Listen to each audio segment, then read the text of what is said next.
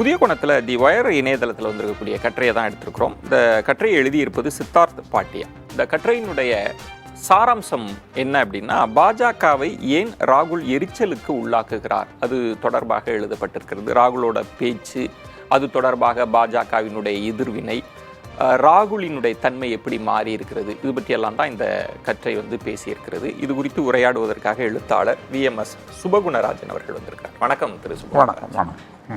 ராகுல் ஏன் பாஜகவை எரிச்சலுக்கு உள்ளாக்குகிறார், அதுதான் இந்த கட்டுரையினுடைய சாராம்சம். ராகுல் காந்தி பேசுகிற அனைத்துமே பாஜகவை சீண்டுது. அதுவும் சமீபத்தில் அவர் அமெரிக்க பயணம், அங்கு பேசியது, நாடாளுமன்ற உறுப்பினர்களை சந்தித்தது, அதிலிருந்து அந்த கட்டுரை தொடங்கி அது என்ன பேசுதுன்னா, சமீப காலம், அண்மை காலமாக பாஜகவுக்கு ஒரு எரிச்சலை ஊட்டிகிட்டே இருக்கிறாருன்னு தான் தொடங்குது. ஏன் ராகுல் எரிச்சல் ஊட்டுறார், அல்லது ஏன் பாஜக எரிச்சல் படுது? அது எப்பயுமே பாஜக ராகுலினுடைய யூஎஸ் விசிட்டை ஒரு பயத்தோடு தான் பார்க்குது. இப்போன்னு இல்லை, அதுக்கு முன்னாடி அவர் ரொம்ப வீக்கான பொசிஷனில் அங்கே போகும்போது கூட அதை ஏன்னா அவருக்கு ஒரு அமெரிக்கன் மீடியாவில் இங்கே இருக்கிற அளவுக்கு அப்படி சைட்லைன் பண்ணாமல் ஹைலைட் பண்ணுற ஒரு இடமா இருக்குதுன்றது அவங்களுக்கு ஒன்று. ஓகே. ரெண்டாவது, இந்த முறை போகும்போது அவருக்கு ஒரு ஸ்டேட்டஸ் வேறு இருக்குது, லீடர் ஆஃப் அப்போசிஷன்ற இடம். 4 நாள் இப்போ சுற்றுப்பயணம் தான். ஆனால் இப்போ பாஜகவினுடைய மிகப்பெரிய சேலஞ்சே என்னன்னு சொல்லி கேட்டிங்கன்னா, பேக் ஃபுட்டில் இருக்காங்க சார். முதல்ல இப்போ எல்லாத்தையுமே டிஃபென்சிவாக அப்ரோச் பண்ண வேண்டியது. முதல்ல அவங்க தான் முன்கை எடுப்பாங்க. எதையுமே யாரையும் கன்சிடர் பண்ணாமல் எத்தனை பில்ஸு சார், எவ்வளவு முக்கியமான பில்ஸை நினச்சபடி வாய்ஸ் ஓட்டுலையும் இல்லாட்டி மணி பில்லையும் எல்லாத்தையும் பாஸ் பண்ணிகிட்டு இருந்த ஒரு கவர்மெண்ட்டு இப்போ வக்ஃபு பில்லு மாதிரி ஒன்றை நிலைக்குழுவுக்கு அனுப்ப வேண்டிய இடம். 18% ஜிஎஸ்டி கவுன்சிலில் ஒரு முடிவை தள்ளி வைக்கிறாங்க. நான் என்ன சொல்கிறேன்னா, இப்போ உங்களால் அவங்களுக்கு நம்ம பேக் ஃபுட் ஆடுறோம்ன்றதில் இருக்கிற கான்சியஸ்லேயே ராகுல் கொஞ்சம் ஒரு முன்னாடி அடிக்கிறாரு, ராகுல் அவங்கள பேக் ஃபுட் ஆட வைக்கிறாருன்றதுல தான் இந்த இரிட்டேஷனே வருது. ரெண்டா பார்க்கலாம்ல திரு சுபகுணராஜன். அவர் ராகுலோட பேச்சு அனைத்தையுமே பாஜக தேச துரோக கருத்துக்கள் அப்படின்னு தான். அது நீங்கள் சொன்ன மாதிரி முதல்ல வெளிநாட்டில் போய் பேசினதா இருக்கலாம், இப்போ அமெரிக்காவில் பேசுகிறதா இருக்கலாம், அதுக்குள்ளே தான் கொண்டு வராங்க. கட்டுரையாளர் அதில் இருக்கிற ஒரு முரணை பற்றி சொல்கிறார். துருக்கி அதிபர் கூட்டிட்டு பேச வச்சது அவரும் எதிராக பேசியவர் தான். தேச துரோகம் அப்படின்லாம் அவரும் பேசியிருந்தார் அப்படின்லாம் அந்த இரட்டைத்தன்மையெல்லாம் சொல்கிறாங்க. ராகுலோட பேச்சை ஏன் தேச துரோகம்னு தொடர்ந்து சொல்லிட்டே வருது? தேச துரோகம்ன்றதே அவர் ஒரு இவங்களுக்கான ஒரு கவுண்டர் நரேட்டிவ். அதுலேயே அந்த கட்டுரையிலேயே அவர் நல்லா ஒன்று சொல்கிறார் சார். என்னென்னா, மோடி போகும்போது 60 வருஷமாக இந்தியாவில் எதுவுமே நடக்கலை அப்படின்னு ஒரு ஒயிட் வாஷ் பண்ணுறாரு. ஏன்னா மோடி அமெரிக்காவுக்கு போகும்போது அதுக்கு ஒரு கவுண்டர் நரேட்டிவாக இந்த 10 வருஷத்தில் டெமோக்ரஸி இவ்வளோ பெரிய பிரச்சனையில் இருக்குது, India is not a fair place அப்படின்னு சொல்கிறதுன்றது 2 சப்ஜெக்டாக அவங்க ஒரு சீக் இஷ்யூ ஒன்று, இன்னொன்று ரிசர்வேஷன். இது ரெண்டையும் எவ்வளவு நெகட்டிவாக அவங்களால ஹேண்டில் பண்ண முடியும்னு யோசிச்சு பாருங்க. எப்படின்னா, சீக் இஷ்யூவை பொறுத்தளவில் அவர் என்ன சொல்கிறாரு, எல்லாருக்கும் லிபர்ட்டி, மத சுதந்திரம்னு இருக்கணுன்றதுக்கு அதை ஒரு ரெஃபரன்ஸாக சொல்கிறாரே ஒழிஞ்சு அதில் கிரிட்டிக்கலாக எதுவுமே இல்லை. ஆனால் அதை உடனே இவங்க என்ன பண்ணுறாங்கன்னா, 1984 ரயட்டோட கொண்டு போய் சேர்த்து உங்கள்கிட்ட தான் 10 வருஷம் அவங்களே தான் மன்மோகன் சிங்கை இங்கே பிரைம் மினிஸ்டராக வச்சுருந்தாங்கன்றதை மறந்துட்டு சீக்கியர்களுக்கு எதிரானவங்கன்ற மாதிரி. ரைட், அது கூட ஒரு பொலிட்டிக்கல் நெரேட்டிவ். என்னென்னா, அது பண்ணொன்று அதை தனக்கு சாதகமாக பயன்படுத்துகிறார். இது ஒரு அவர் எப்போ இருந்தாலும் அதை சாதகமாக பயன்படுத்துவார். யார் பேசினாலும் பண்ணுவாங்க. ஏன்னா அவங்க காலிஸ்தானி ஃபோர்ஸஸ் அப்படி பேசுகிறதுன்றதுக்கு இவர் ரெஸ்பான்சிபிள் இல்லை. ஒன்று எனக்கு சீரியஸாக பட்டதுன்றது ஆர்எஸ்எஸும் பற்றிய அவர் பேசுனதையும் ரிசர்வேஷன் வந்து எப்போ எடுக்கிறதுன்றத பின்னாடி ஒரு நாளில் பார்ப்போம். அந்த இந்தியா சமத்துவம், முதல்ல வந்து சமத்துவம் சமநிலை ஆகட்டும். எய்தட்டும். சார் என்னைக்காவது டேட்லைன் கொடுத்தாரா? ஒன்றுமே இல்லை சார். ஆன்டி ரிசர்வேஷன் பொசிஷன் அவர் நாக்கா இருக்கிறேன்னு ஒரு மகாராஷ்டிரா எம்எல்ஏ சொல்கிறான் சார். அப்ப இதெல்லாம் ஒரு பதட்டத்தின் வெளிப்பாடு. பதட்டம் தானே சார்? பதட்டம் இல்லை சார், ஒரு மாதிரி ஜிட்டர் தான். ஓ. அது அப்படியே நட்டுங்க ஆரம்பிச்சிருக்குது.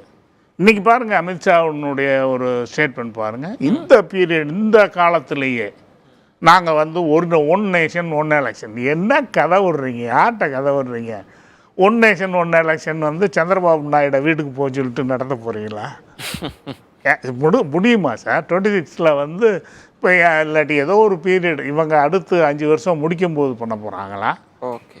என்ன ஒன் நேஷன் ஒன் எலெக்ஷனை நாங்கள் இப்போ நீங்க சொல்ற ஒரு புள்ளியை நான் இப்படி கனெக்ட் பண்றேன் திரு சுப்பகுணராஜ். அப்போ கற்றையாளர் சொல்லியிருக்கிறது ராகுலினுடைய அந்த பப்பு பிம்பம் அப்படின்னு சொன்னாங்க. 2014, 19 இருந்தது. ஆனால் 24 அது நொறுங்கிருச்சு, உடஞ்சிருச்சு அப்படின்னு சொல்றதையும், இப்போ நீங்க சொல்ற சமீபத்திய பாஜக தலைவர்களினுடைய பேச்சு இல்லாத ஒரு விஷயத்தெல்லாம் பேசுவதற்கும் ஒரு புள்ளி கனெக்ட் இருக்குன்னு புரிஞ்சுக்கிறதா? கண்டிப்பாக சார். எப்படின்னு கேட்டிங்கன்னா, அவர் பப்பு அப்படின்னு சொல்லி வந்து நீங்கள் வந்து ஒரு பொலிட்டிக்கல் பார்ட்டியினுடைய லீடரை எந்த அளவில் நீங்கள் ஒரு டிஃபேம் பண்ணணும், எவ்வளவு குறைச்சி இது பண்ணணுமோ எல்லா விதத்துலையும் பண்ணி பார்த்தீங்க. ஆனால் வந்து அவர் வந்து பை வெர்ச்யூ ஆஃப் அவருடைய ஓன் ஆக்ட் ஒரு பெரிய தெற்க இருந்து வடக்க, கிழக்க இருந்து மேற்கன்னு ஒரு நடந்து ஒரு சின்ன வைப்ரன்சியை உருவாக்குனார். அவ்வளவு காம்ப்ரமைஸில் சார் ஒரு நேஷனலிஸ்ட் பொசிஷன்லேருந்து ரீஜனல் உரிமைகளை பற்றி பேசுகிற ஒரு ஆளாக முதல் லீடர் வந்திருக்கார் சார். ஃபஸ்ட் எவர் என்னென்னா ரிசர்வேஷனை பற்றியும் கேஸ்ட் சென்சஸை பற்றியும் இது வரைக்கும் பேசின நேஷனல் லீடர்ஸ் நான் வந்து மார்க்சிஸ்ட் லீடர்ஸ் கூட கிடையாது. அந்த அளவுக்கு ராகுலிடம் ஒரு பரிமாண வளர்ச்சி, டிரான்ஸ்ஃபர்மேஷன் இருக்கு. இதுதான் இப்போ பாஜகவா பெரிய, அதாவது நீங்கள் வந்து நானும் நேஷனலிஸ்ட் பொசிஷன், நீயும் நேஷனலிஸ்ட் பொசிஷன், நம்ம 2 பேரும் இது வரைக்கும் காங்கிரஸோ பிஜேபியோ இல்லாட்டி அது மாதிரி எல்லா கட்சிகளும் எல்லாரும் தேசியவாதம்னு ஒன்று பேசிகிட்டு இருக்கும்போது இப்போ வந்து தேசியவாதம்ன்றதுக்கு எதிராக மக்களாட்சி. அதான் சார் நீங்கள் சொல்கிற முக்கியமான புள்ளின்றது ரொம்ப கவனிக்கவே, அதை வச்சு இன்னொரு கட்டுரையே எழுதலாம் என்பது, பாஜக காங்கிரஸ்ன்றது தேசியவாதம்ன்றதுல அவங்களுக்கு எந்த மாற்று கருத்தும் இல்லை. முதன்முறையா ராகுல் அதை உடைக்கிறாரு. அது RSSின் கொள்கைகளுக்கு எதிரான கருத்து கொண்டதாகவும் இருக்கு. அதுதான் பதட்டம்னு நீங்க கனெக்ட் பண்ண வரீங்க. முதல் கேட்ட கேள்விக்கு இப்ப பதில் சொல்றேன். தேசபக்தி அப்படின்றது சார், தேசபக்தி, மதபக்தி, எல்லா விதமான பக்தியும் மக்களை வந்து கணக்கில் எடுத்துக்கிறது தானே. இந்த தேசத்தின் மேலே யார் பக்தி வைக்கணும்? மக்கள் வைக்கணும். மக்கள் மேலே யார் வந்து இது பண்ணுறது? மக்கள் நலனுக்கும் தேசபக்திக்கும் ஒரு அப்போசிஷனை உருவாக்குறோன்னு வைங்களேன். நீங்கள் மக்கள் நல அரசு வந்து மக்கள் மையமாக இருக்கணுன்ற பெரியார் சிந்தனையினுடைய மூலமே அதுதானே. என்னன்னா மக்கள் தான் இறையாண்மை, மக்களிலிருந்து தான் இறையாண்மைன்றது வந்து தேசத்துக்கு கிடைக்குமே ஒழிஞ்சு தேசம் ஒன்றும் எந்த குடிமகனுக்கும் வந்து இறையாண்மை கொடுக்கறது இல்லை. அப்போ அதான் நீங்க ஃபெடரலிசம் தொடர்பான அரசமைப்பு விவாதத்துல கம்மிங் டுகெதரா ஹோல்டிங் டுகெதரா இருக்கிறப்ப நம்ம இந்திய அரசமைப்பு சென்ட்ரிக்கா தான் இருக்க முடியும். ஆமா இல்ல சார், நம்ம அரசமைப்பு சட்டத்தை ஏத்துக்கிற போது இந்திய மக்களாகிய நாம் நமக்கு நாமே வழங்கி கொள்கிறோம். வழங்கி கொண்ட அன்னைக்கு தானே சார் அது வந்து குடியரசாக மாறுச்சு. அப்போ ராகுல்கிட்ட ஏற்பட்டிருக்கிற அந்த டிரான்ஸ்ஃபர்மேஷன், அந்த மாற்றம் இருக்குல்ல, அதுதான் பாஜகவுக்கு பெரிய எரிச்சலா மாறி இருக்கு. எரிச்சல் இல்லை சார், உண்மையாவே அதை எப்படி கவுண்டர் பண்றதுன்னு தெரியாம இப்ப இவர் சொல்றாரு நான் உயிரோட இருக்கிறது வரைக்கும் ரிசர்வேஷன் போகாதுன்னா சார், நீங்க ஏன் திடீர்னு இப்ப வந்து ரிசர்வேஷனை பற்றி பேசுறீங்க? நீ ரிசர்வேஷனை எடுக்கிறேன்னு பேசுனீங்க. நீங்க ஒரு 10% ரிசர்வேஷனை வம்பா கொண்டு வந்து வெறும் 10% கூட இல்லாத மக்களுக்கு 10% ஒதுக்கீடு கொடுத்தீங்க. அது வந்து கிட்டத்தட்ட அதாவது இடஒதுக்கீடு கொள்கையினுடைய அடிப்படைகளவே க்ளோஸ் பண்ணி முடித்த விஷயத்தை செஞ்சுட்டு நீங்கள் ஏதோ இடஒதுக்கீடு கொள்கையில் உன்னதமான இடங்களை அடைஞ்சிட்டதாகவும் இன்னைக்கு சொல்கிறீங்க. இன்னைக்கு இவர் அமித்ஷா அதே தான் பேசியிருக்காரு. நாங்கள் உடனே சென்சஸ் எடுக்க போகிறோம், நாங்கள் எல்லா தகவலெல்லாம் வெளியில் விடுப்போம். அப்போது இந்த ரிசர்வேஷன், இடஒதுக்கீடு, அரசமைப்பு இதெல்லாம் ஒரு பேசுபொருளாக ஆக்கியதுன்றது ராகுல் தான் பண்ணியிருக்காரு. இப்போ நம்ம திராவிட சிந்தனையில் திராவிட இதில் திராவிடம்னு இல்லை, பஞ்சாபில், காஷ்மீரில், அசாமில் எல்லா இடத்துலையும் இந்த விதமான அதாவது மாநில உரிமைகள்னு பேசப்படுற இடங்கள்ல எப்பயுமே இது மாதிரியான அதாவது ஒரு சென்ட்ரலைசிங் ஆஃப் பவரையும் இது இந்த மக்கள் தொகை கணக்கெடுப்புன்றதையும் நம்ம இன்சிஸ்ட் பண்ணிக்கிட்டே இருக்கிறோம். ஏன்னா நம்ம இடஒதுக்கீடு கொள்கைன்றது எங்கே தொடங்கினது? கொல்காப்பூர் மகாராஜாட்ட தொடங்கி மைசூர் மெட்ராஸ் ராஜதானியில் வரும்போது எல்லாம் 100% இடஒதுக்கீடு தானே. நம்ம விகிதாச்சாரம் தானே. அப்போ இந்த விகிதாச்சாரத்தை கொண்டு போயிட்டோம்னாக்க நம்மளுக்கு இப்போ சரின்னு சொல்லிடுவீங்களா? ஸோ அது ராகுல் புஷ் பண்ணி அந்த இடத்த நோக்கி தள்ளிடுவாருன்ற பயம்தான் அவங்களுக்கு. இன்னொன்று, வெளிநாடு வாழ் இந்தியர்கள், குறிப்பாக இப்போ அமெரிக்காவில் இருக்கிற இந்தியர்கள் பற்றி இந்த கட்டுரையாளர் சொல்லுவது அவங்க இங்கே வாக்களிக்க போகிறதில்ல, ஆனால் ஒரு பர்செப்ஷனை ஏற்படுத்துறதுல அவங்க ரொம்ப முக்கியமானவங்க. இந்த ராகுலோட விசிட்ன்றது வெளிநாடு வாழ் இந்தியர்களிடம் ஒரு தாக்கத்தை ஏற்படுத்தியிருக்கு. அவருடைய நேர்காணலாக இருக்கலாம், பேட்டி, உரையாடல் அப்படின்னு கட்டுரையாளர் சொல்கிறார். அந்த அப்சர்வேஷனை நீங்கள் எப்படி எடுத்துக்கிறீங்க? இல்லை, இப்போ 2 விதமான அதை இன்னொன்னோட சேர்த்து பார்க்குறேன். ரொம்ப அதான் 2ஆவது தான் சார். இது வரைக்கும் அந்த மாதிரி ஒரு பர்செப்ஷன் கிடையாது. இப்போ ராகுலுக்கு இருக்கிற ரிசப்ஷனும் எனக்கு ராகுல்கிட்ட ஏன் அங்கே ரிசர்வேஷனை பற்றி ஒரு கேள்வி கேட்கப்பட்டதுன்றதை நான் ரொம்ப கவலையாக பார்ப்பேன். ஓ, அப்படியா? ஆமாம். ஏன் சார் சார் நீங்கள்லாம் அமெரிக்காவுக்கு போயிட்டீங்க. ஓகே. நீங்கள் அங்கே ஆசியன் அமெரிக்கன்ஸ் தான், இந்தியன் அமெரிக்கன் கூட கிடையாது சார் அங்கே கிளாசிஃபிகேஷன். ஓகே. ஏசியன் அமெரிக்கன்னு தான் இவங்க எல்லாருக்கும் டிசைனேஷன். நீங்கள் எதுக்கு திடீர்னு ரிசர்வேஷனை பற்றி பேக் ஹோம் நீங்கள் எதுக்கு ரிசர்வேஷனை பற்றி ஒரு கேள்வி கேட்குறீங்க? ஒன்று, அதுக்குள்ளேயே ஒரு இது இருக்குது, ஒரு பாலிடிக்ஸ் இருக்குது. ஏன்னா ரிசர்வேஷனை கேட்குறவன் இப்போ வந்துட்டான் அந்த இடத்துக்கு. ஓகே. சிகாகோவில் இவருக்கு முதலமைச்சருக்கு ஸ்டாலினுக்கு ஒரு 5000 பேர் திடீர்னு திரண்டு வந்தாங்கன்றத நம்ம, அதாவது இவங்க எதையும் பெரிய ஆர்கனைஸ் பண்ணலை, அது வர்றாங்கன்றது இருக்குது பார்த்தீங்களா? அப்போ அங்கே இருக்கிற டயஸ்போரா இருக்குது பார்த்தீங்களா, அதனுடைய டயஸ்போராவுடைய கான்ஃபிகரேஷனில் ஒரு சேஞ்ச் வந்துக்கிட்டு இருக்கு. அங்கே ஒரு மாற்றம் இருக்கு. ஓகே. அமெரிக்கன் இதுக்குள்ளே இது வரைக்கும் இல்லாத ஒரு மாற்றம்.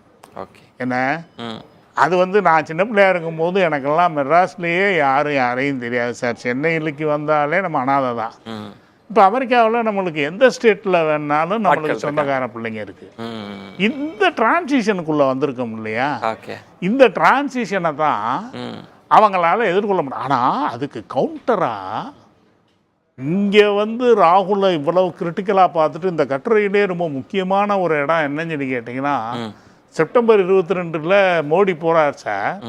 அந்த ப்ரோக்ராமுக்கு பேர் என்ன? மோடி அண்ட் யூஎஸ் டுகெதர் கட்டுரை சொல்லியிருக்கு. என்ன சார் நான் என்ன சொல்கிறேன், மோடின்னு ஒரு நாடா? இந்தியா அண்ட் யூஎஸ் டுகெதர் அப்படின்றது தானே அது. இல்லாட்டி பாரத்னு கூட சொல்லுங்கள். நீங்கள் தான் இப்போ பாரத்னு சொல்ல ஆசைப்படுறீங்க. Okay. Bharat and US together ஏன் அந்த டுகெதர் இல்லாமல் மோடி அண்ட் யூஎஸ் டுகெதர்? ஏன் மோடியை நீங்கள் மறுபடியும் அவருடைய ஏதோ இந்த ஜெய்ஹோ மோடியிலிருந்து இறங்கின இடத்த அமெரிக்காவிலிருந்து மறுபடியும் ஒரு ரீக்ளைம் பண்ணுறதுக்கான ஒரு பெரிய ப்ராஜெக்ட் இருக்கலாம். ஆனால் அது ஒன்றும் நடக்க போகிறதில்ல. ஏன்னு சொல்லி கேட்டிங்கன்னா, பீப்புள் தான் சார் கடைசியில். என்ன, நீங்கள் பீப்புள்கிட்ட இருந்து தான் உங்களுக்கு இந்த இந்த அப்ரூவல் எல்லாம் வரணும். அரசமைப்பே அதிலிருந்து தான் வரணும். ஓகே. அதனால் இவங்க பதறதுன்றது ராகுல்ன்ற ஒரு நபர் சார்ந்தில்ல. அவர் பேசுகிற இன்னைக்கு பேசிக்கிட்டு இருக்கிற பொலிட்டிக்கல் ஐடியாலஜி ஓகே இவங்களால் ஹேண்டில் பண்ண முடியலை. உங்கள் விரிவான பார்வையை முன் வச்சிங்க. ஆக்சுவலி கட்டுரையாளர் எப்படி பார்த்துருக்கிறாருன்னா, காங்கிரஸ் அவங்களுக்கு எதிரின்றது காங்கிரஸ், அது காந்தி குடும்பத்திலிருந்து ஒருவர், அதை ஒரு எச்சரிக்கையாக பார்க்குறாங்கன்னு. ஆனால் நீங்கள் அதை இன்னொன்னா நகர்த்துறீங்க, ராகுலின் பேசுகிற கருத்துக்கள் சித்தாந்தம் தான் அவங்களை எரிச்சல் அடைய வச்சிருக்கு அப்படின்னு சொன்னீங்க. மிக்க நன்றி விரிவான பார்வையை முன். நன்றி.